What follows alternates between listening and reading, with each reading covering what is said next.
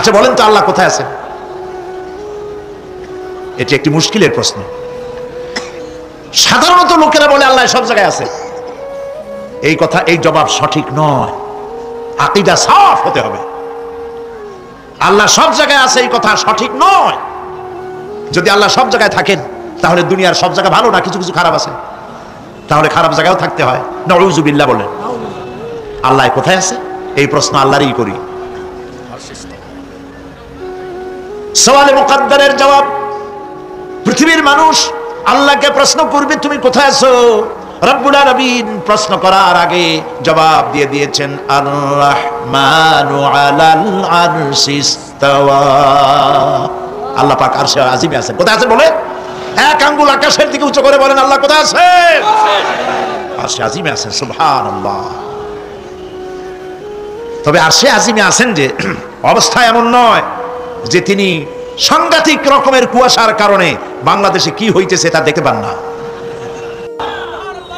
সে আল্লাহ রাব্বুল আলামিন সব কথা পরিষ্কার করে বলেছেন আমি তোমার ঘাড়ের কাছে। তার নজর, তার সামা এবং তার বসর, তার দেখা, তার শোনা, তার ইলম সবটা আমাকে ঘিরে আছে, আমি তার বাইরে নাই।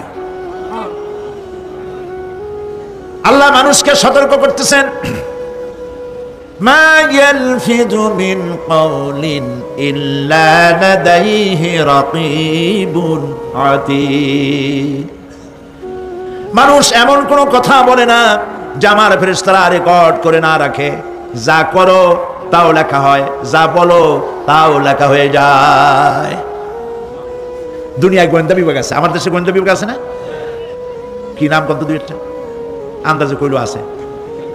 CID, DIB, DFI, army intelligence, কত রকম গোয়েন্দা আছে, কত বাহিনী আছে আপনি টের পাবেন না। পাগড়ি একটা বাদ দিয়ে আপনার সামনে বসা, আপনি বুঝবেন না যে আপনার আমলনামা রেকর্ড করতেছে ঘরে বসে। আপনি তো মনে করেছেন দরবেশ সাহেব 6 সেল্লা দিয়ে আসছে, কিন্তু তিনি গভর্নমেন্ট অফিসার, আপনার সর্বনাশ করতেছে, আপনি টের পাচ্ছেন না। এটা যদি মানুষের রাষ্ট্র ঠিক রাখার জন্য দুনিয়ার সরকারের দরকার হয় তাহলে আল্লাহ পাকের এই বিশাল সাম্রাজ্য রক্ষা করার জন্য আল্লাহর গোয়েন্দা বিভাগ নাই? আল্লাহ রাব্বুল আলামিন তার গোয়েন্দা বিভাগ কাজ করতেছি। আমরা বিশ্বাস করি না, আমরা বুঝতে পারি না, যার জন্য অন্যায়ের মধ্যে লিপ্ত হয়ে যাই। একবার আমি লন্ডন থেকে, লন্ডন শহরে রাত্রে যাচ্ছি, রাত 2টা-2:30 হবে। প্রতিমধ্যে রেড সিগন্যাল জ্বলল, গাড়িটা থামায় দিল, সামনে আর গাড়ি টাড়ি নেই। আমি ড্রাইভারে বললাম যে গাড়ি টাড়ি তো নাই সামনে, আমরা তো ইচ্ছা করলে যেতে পারি। ড্রাইভার বলল পারি, কিন্তু যাব না। কেন যাবেন না? বলল যে এই সিগন্যালের সাথে ক্যামেরা আছে, অটোমেটিক ক্যামেরা।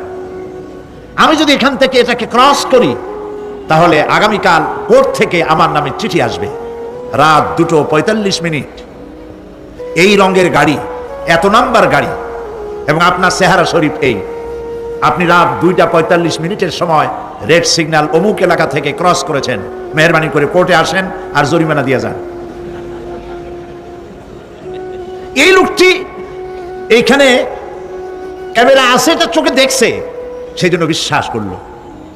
কিন্তু এই ক্যামেরায় স্ন্যাপ নেওয়ার জন্য কোনো ক্যামেরা ম্যান নাই, অথচ গাড়ি ক্রস করলেই, ওভার স্পিড করলেই ছবি তুলে ফেলবে। এই বুদ্ধিটা কে দিছেন?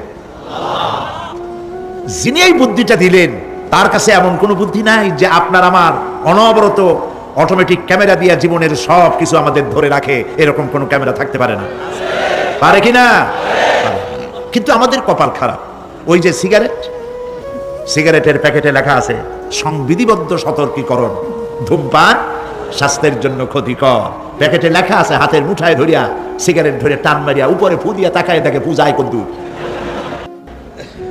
ওইখানে ক্যামেরার সাথে কোনো মানুষ নাই, ক্যামেরা আছে তাই বিশ্বাস করে, কিন্তু আল্লাহর ক্যামেরাগুলি চোখে দেখে না। ওখানে যেমন রেড বর্ডার আছে, আল্লাহ রাব্বুল আলামিন জীবনের প্রত্যেকটি মোড়ে মোড়ে রেড বর্ডার লাগাই দিয়েছেন। জেনা করো না, একটি রেড সিগন্যাল। মদ পান করো না, আরেকটি রেড সিগন্যাল। মিথ্যা কথা বলো না, আরেকটি রেড সিগন্যাল। অহংকার করো না, আরেকটি রেড সিগন্যাল। বউকে বেপরদা করো না, আরেকটি রেড সিগন্যাল। সুদ খেও না, ঘুষ খেও না, আরেকটি রেড সিগন্যাল। অসংখ্য রেড সিগন্যাল দিয়ে আল্লাহ পাক বলছেন তিলকা হুদুদুল্লাহ, এই হচ্ছে আল্লাহর বর্ডার, ফালা তাতাদুহা, অতএব আল্লাহর বর্ডারকে ক্রস করো না। কে নিষেধ করেছেন? কে নিষেধ করেছেন? মানুষেরা বিশ্বাস করে না।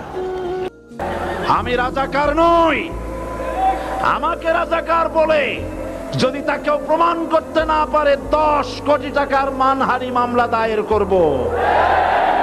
আমার এই বক্তব্য সারা দুনিয়া শুনেছে, পার্লামেন্টে আমার এই বক্তব্য রেকর্ড হয়ে আছে। সেদিন 3 শতাধিক পার্লামেন্ট মেম্বারের কেউ আমার চ্যালেঞ্জ গ্রহণ করেন নাই। যে কোনো ব্যক্তি পার্লামেন্টে গিয়ে আমার বক্তৃতা দেখে আসতে পারেন।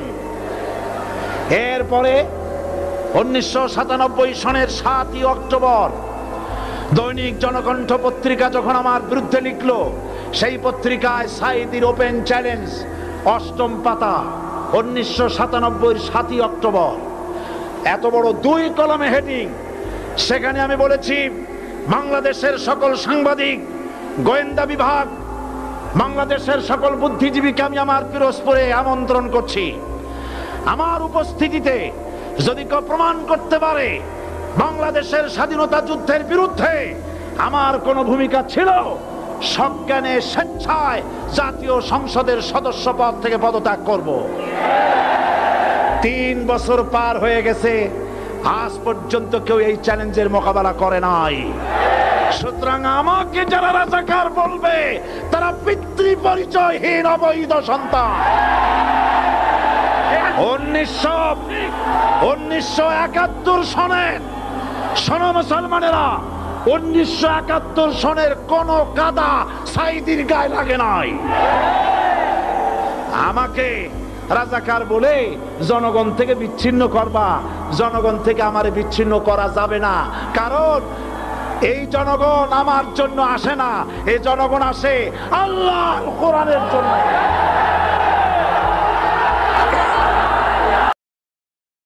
শেখ হাসিনা থেকে শুরু করে আওয়ামী লীগের তৃণমূল পর্যন্ত কোন নেতা, কোন কর্মী আমাদের শত্রু নন। আমরা আপনাদের কল্যাণ চাই। আপনারা ভুল পথে যাচ্ছেন, সেই পথটা স্মরণ করিয়ে দিতে চাই। ভুল করেছেন কোথায়? বড় ভুল করেছেন বিগত 5 বছরে এই দেশের নাস্তিক, মুরতাদ, বেঈমান এদেরকে মাথায় নিয়ে নাচাইছেন, আল আলেমদেরকে নির্যাতন করেছেন। আমি কি মিথ্যা বলেছি না সত্য? 5 বছরে আপনারা 30,000 আলেম গ্রেফতার করে জেলে দিয়েছেন।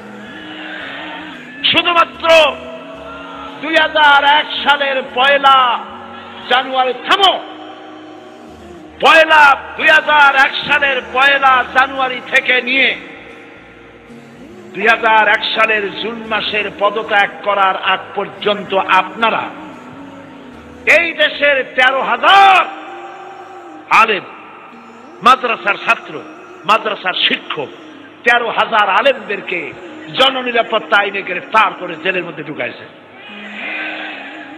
আপনারা এই যে লক্ষ লক্ষ মানুষের মাথায় টুপি, এই টুপি কি বিএনপির টুপি?